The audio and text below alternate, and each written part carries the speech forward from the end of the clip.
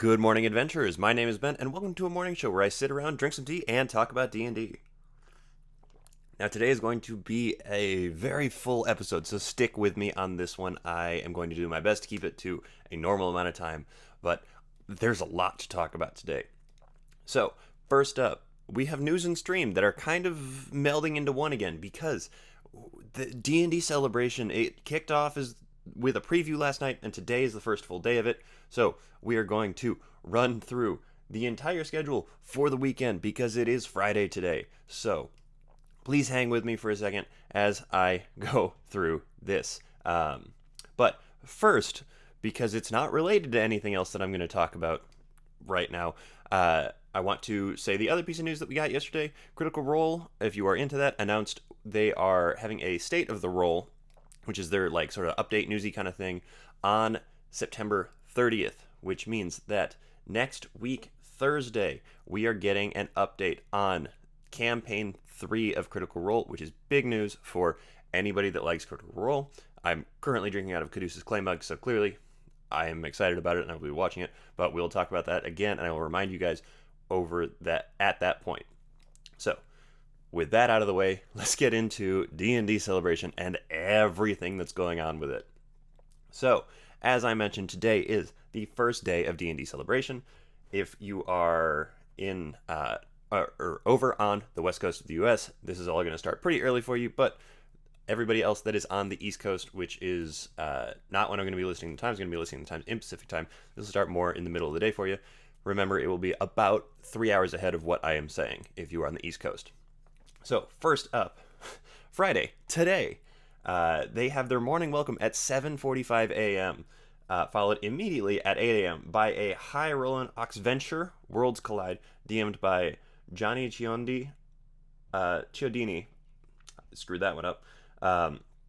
That lasts for about 2 hours. Then at 10 a.m., there's an Intro to Adventurers League with hosted by Amy Lynn Durza, which should be cool. An hour after that, Disco Goes D&D. Wow. DM'd by Noah Averbach Katz. I'm really hoping I'm getting these names right. I'm probably not, but I'm trying my best, I promise. 2 hours after that, at 1 p.m., is The Great Dragon Tourney with the DM, Mark Hulmes. I'm almost positive I got that one right, because I've heard him talked about many a time before. At 3 p.m., there is The Feywild, The Wicked and Whimsy, with the host being Brandy Camel. At 4 p.m., players of The Yawn, DM'd by Dave Harmon, and then that is the last thing of the day. They wrap their day at 6 p.m. So it looks like it is going to be a very full schedule, full of all kinds of cool stuff. Then, moving forward, one day into the future, day 2, Saturday. Once again, 7:45 a.m. morning welcome.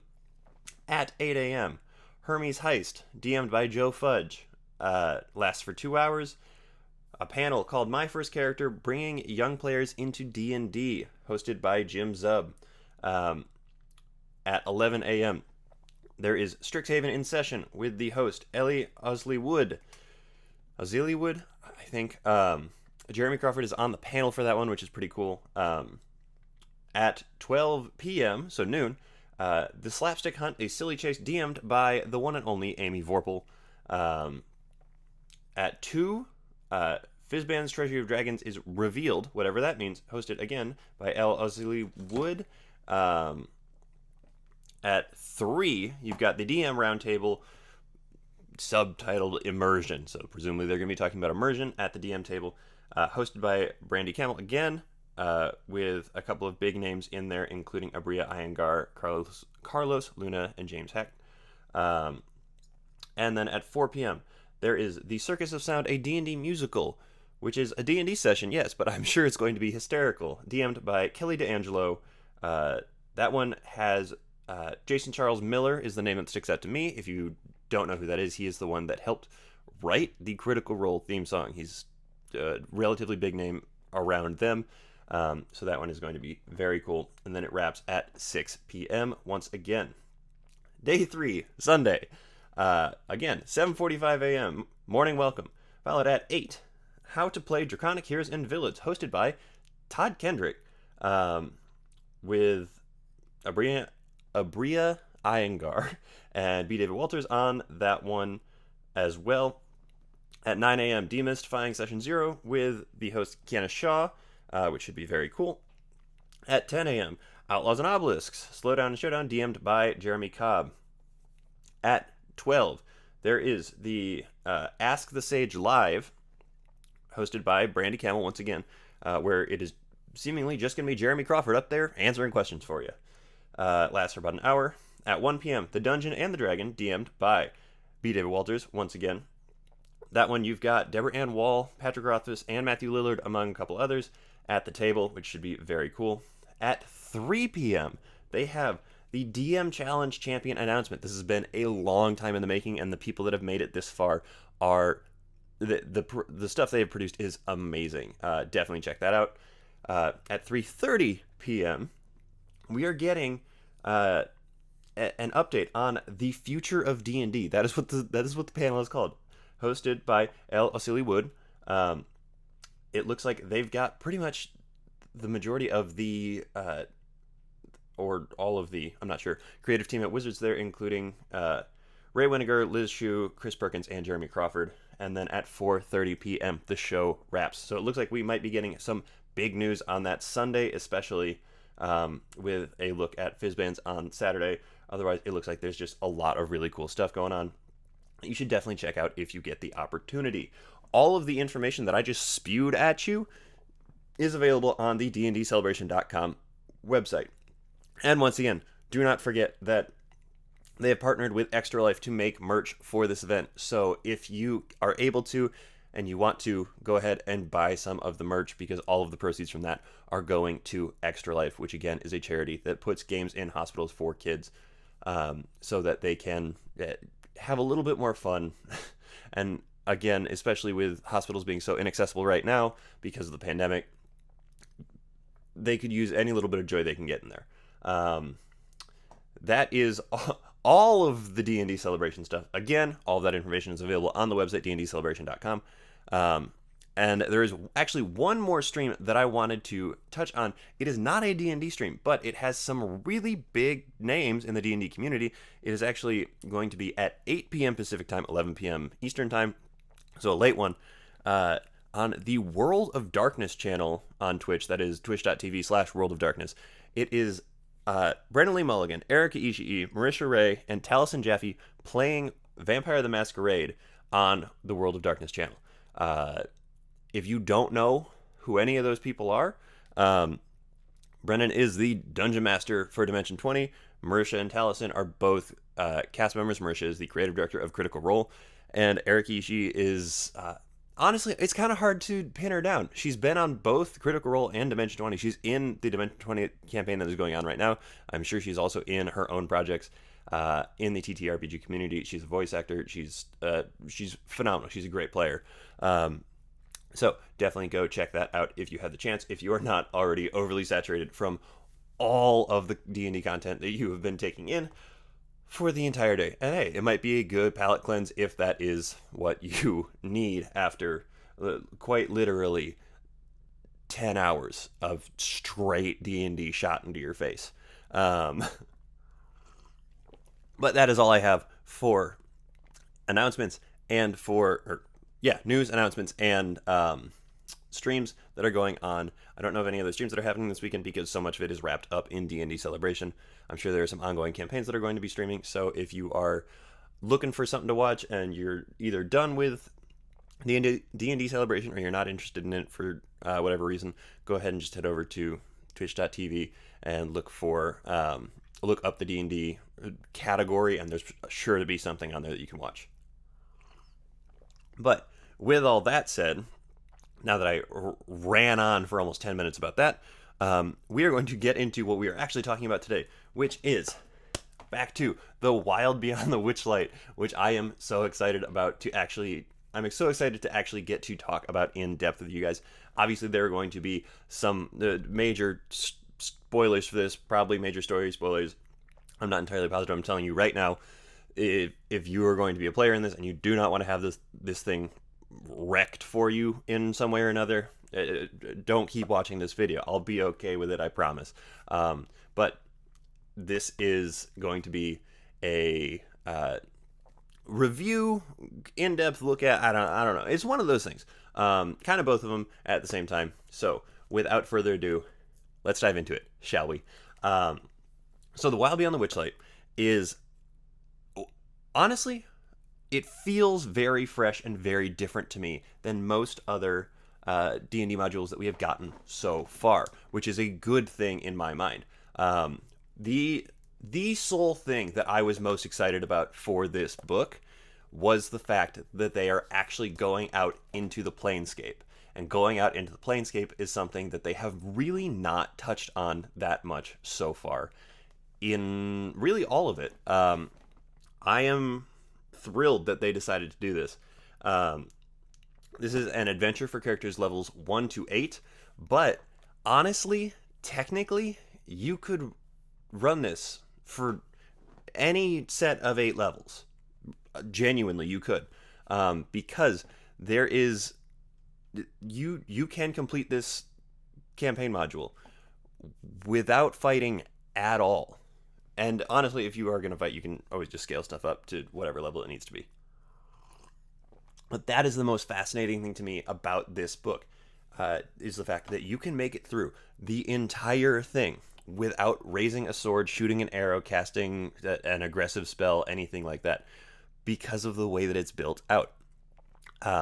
And we will get into that in just a second. But first, I want to give you a quick rundown on what the general overview of the story is. This honestly feels kind of like a combination of two different stories almost. And not even two different stories. It feels like a weird smashing together of two different things. Because on the one hand, you have the Witchlight Carnival. On the other hand, you have the Feywild realm as a whole of Prismeer.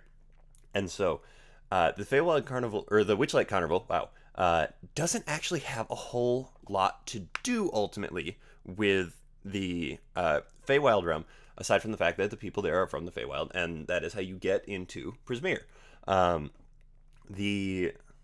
It is a really, really cool opening chapter, though.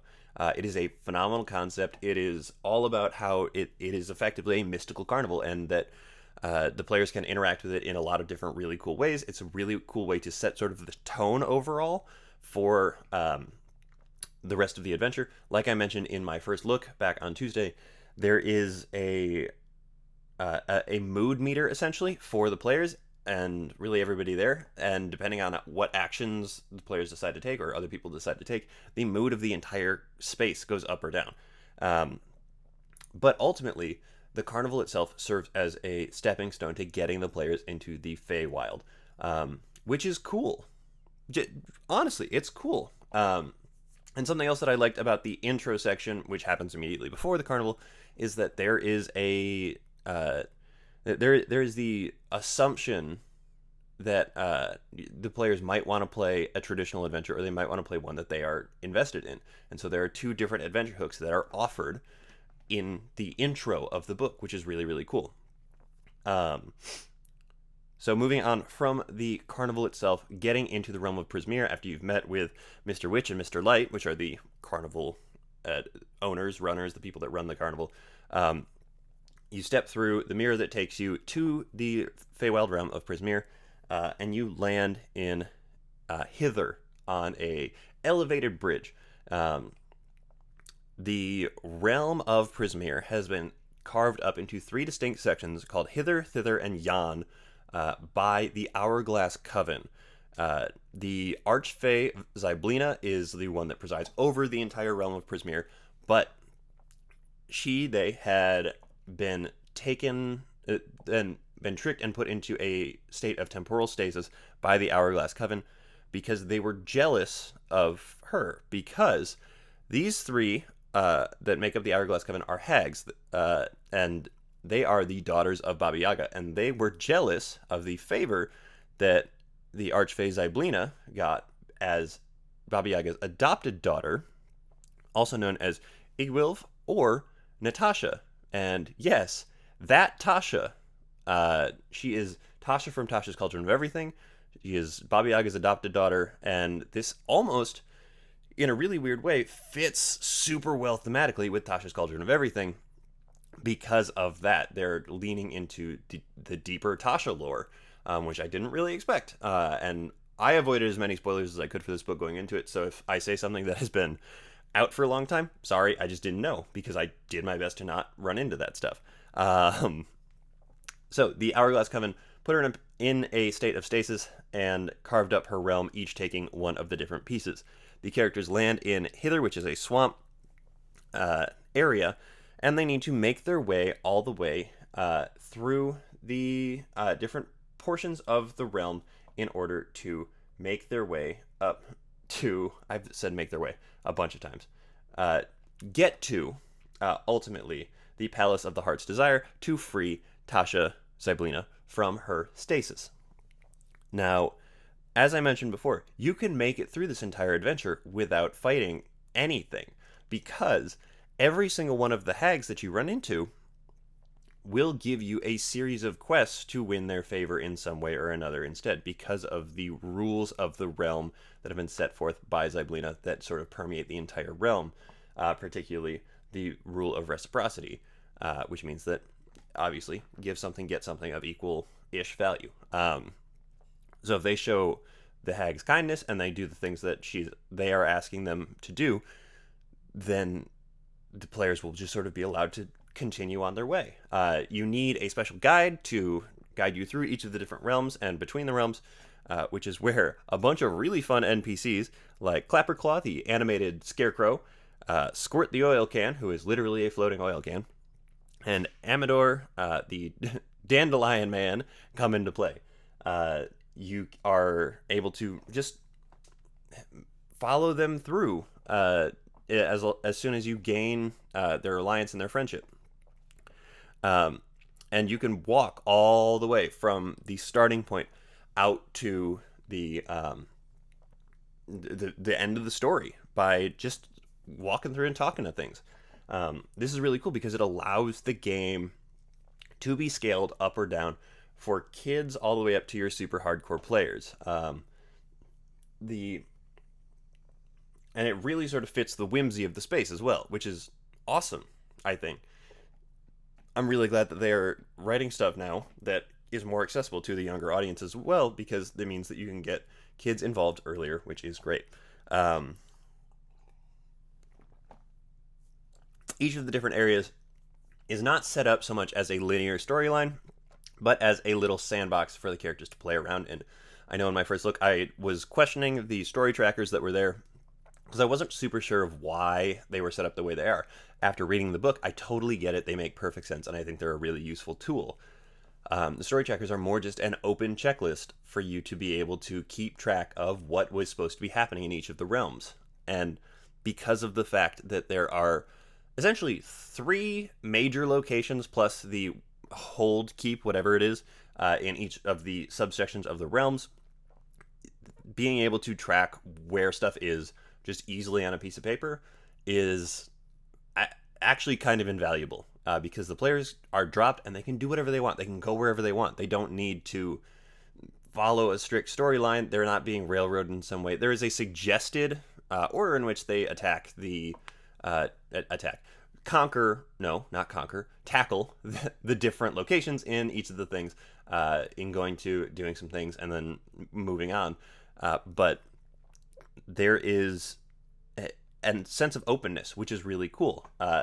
Hither is a swamp, so getting there's a bunch of low water, high water mechanics that you get to work around with. Thither is a forest, which, I mean, forests are a great place in D&D. You get lost in them a lot, and especially a Feywild magic forest with like giant spiders and stuff. And Yan is a series of stormy mountains with like these lightning rods in the top of it, which is pretty cool. So that's really, really cool to me. The openness of it also allows for a lot of player creativity, which I think is kind of the point of the Feywild in a lot of different ways. Because the Feywild is so filled with whimsy, and because the Feywild is literally reactive to the emotions of players and creatures within it it allows them to influence the world around them in ways that they wouldn't be able to do in the material plane. Which brings us to what I think is genuinely the biggest strong point of this book. The adventure itself is fine. It's cool. It's fine. It's a series of quests, like a series of mini quests in a sandboxy kind of world. A bunch of sort of little fetch quest sort of things. But where this book shines is its world building ability, and part of that comes from the fact that we have not seen anything from the Feywild past what is listed out in the Dungeon Master's Guide. And so getting to take this, open it up, and learn about a realm within the Feywild means that DMs as a whole have a template now for building their own Feywild realms. They can pick an Archfey, make an Archfey, whatever, slap them down into a place in the Feywild and carve it up into a realm of their own, which is phenomenal. It really, honestly, because you could do a similar thing to the Shadowfell. You could do a similar thing if you were working on the realms of the gods. Different layers of the hells, different sections of the hells, different sections of the abyss, anything like that. They are able to do that using this as a template, which is where I think that this really, really shines. Also, doesn't hurt that there is, the little bit of a carnival at the beginning to help show DMs how to run some festival games, because it's great for some downtime in a long campaign every once in a while. So, this adventure as a whole feels totally different as an adventure, but it feels really good as a source book kind of thing almost. And not in the sense that they lay out a bunch of ground rules and stuff for you, but in the sense that they hand you a template to be able to work from off of that. And so I'm really excited that they are expanding out into the Planescape and the multiverse, because I think that is something that they really, really needed to do. Really quick, I want to hit a couple of the appendices because they're obviously cool. The magic items, you gotta love having some magic items. They range anywhere from common all the way up to legendary and artifacts. Tasha's Cauldron is literally an item in this, which is awesome. I genuinely can't remember if it was an item in Tasha's Cauldron of Everything. I don't think it was, but it might have been. But it's in this one, and it's cool. I would have read it before if it was, and I would have just forgotten about it. And that's how it is. There's a sword in here called Snickersnack, which is fun. It is just a Vorpal sword that is sentient, which is honestly pretty cool. It's a good example of how just adding a name and adding a little extra feature can turn a weapon from something that is cool anyway to something that is super memorable and super, super awesome to work with. The creatures in this book are second to none. I mean, your guides are literally an animated scarecrow, an animated oil can, and a dandelion man with a bee buddy. Okay. I think technically the dandelion might be a non-binary. So dandelion person with a bee buddy. And the biggest bad guy, other than the hags in this, is a rabbit with a long scarf. It's just kind of goofy. There's a Jabberwock, which is a dragon with some giant bulby eyes and stuff like that. It's cool. Okay, the creatures in this are awesome. And then there are some player handouts, which who doesn't love player handouts? What player doesn't love getting stuff for existing in the world? I mean, come on, it's great. If it wasn't obvious, my official final tag for this thing is just, it's all good, just right on my chest there. Overall, I think I would, if I had to rate this, I would say that the story of it is not the strongest. It's really not. It's cool in the sense that it is one of, I think it might be the first D&D module that you don't have to fight and kill stuff in to progress the story. And for that, it does get points, but it is ultimately then a series of fetch quests and little things like that. Which, I mean, if the options are fetch quest plus combat or just one or the other, you're not really taking out a whole lot of it there. But I think I would give the story itself overall like a 6.5 or a 7. So it's not bad. It's really not bad. It won't blow your mind, obviously. But it is a good example of how to make a story that doesn't require hack and slash, which I think is always a good thing from the official source. There are obviously DM's Guild Adventures, stuff like that allow you to progress the story without just murdering everything. But it's always good to have an official, actual example of that. Now, the rest of the book, the potential for it, the tools that it provides you with, without even really intentionally doing so necessarily, that is where the value of this book is driven way, way up for me. I would put that at a 9.5, honestly, because I am so excited about the fact that it is a interplanar book. It gives you carnival rules as well to help build out any sort of festival you want to run. It gives you templates for stuff. It gives you the amount of tools that it just has built into it are amazing. That is honestly like a 9.5 for me. I really think that might be right in my head, which means that my actual score for this book itself, if you take it for everything that it is and you don't just take it for the story or just for the tools, is like somewhere between an 8 and an 8.5, which is a high score. There are some of these that they're not, none of them I would say are like misses, but they're not all hits. This one I think definitely hits. And if you are a DM, this book is going to be awesome for you. And I would highly recommend picking it up and reading it and thinking about it as more than just as strict adventure. Think about it as a guidebook for helping you build your interplanar realms. And I mean, as players get to be higher levels and other things, they can pick up things like plane shift that will allow them to jump across the planes. And so if they end up in the Feywild, you'll have some stuff in your back pocket to actually just sort of build off of on the spot and work on. So that is my full review of Wild Beyond the Witchlight. It's like 175 pages, something like that, in a few days. Oh no, it's more than that. It's like 240 pages. I just can't count. In a few days. Definitely worth the read. I would recommend it. But that is everything that I have for you guys today. I hope you enjoyed. I know there was a lot of information, particularly at the beginning of this video.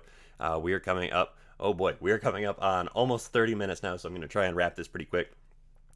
Thank you so much, once again, for making me part of your morning routine. I really, really appreciate it.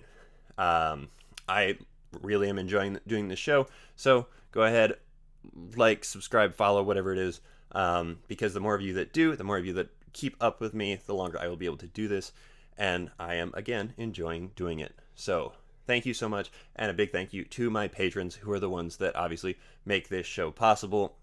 Thank you for your support. If you're able to, the link to my Patreon is in the description below. If you can, I would immensely appreciate the support. So, once again, thank you all so much. Have a great weekend. Enjoy D&D Celebration if you're going to. If not, have some fun doing whatever you're going to do anyway. But with all that said, until next time, keep on rolling.